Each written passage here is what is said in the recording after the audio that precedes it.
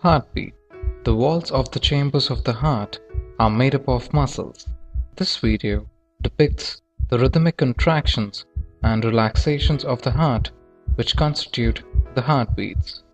The heart continues to beat every moment in a person's life.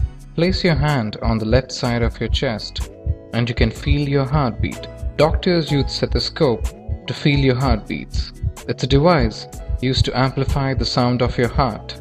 It consists of a chest piece that carries a sensitive diaphragm, two earpieces, and a tube joining the part. By listening to the stethoscope, the condition of the heart can be known by the doctor. Each heartbeat generates one pulse in the arteries, and the pulse rate per minute indicates the rate of the heartbeat. The heart circulates blood through which various substances are transported throughout the body. This is possible due to the maintenance of the heart's rhythmic beating.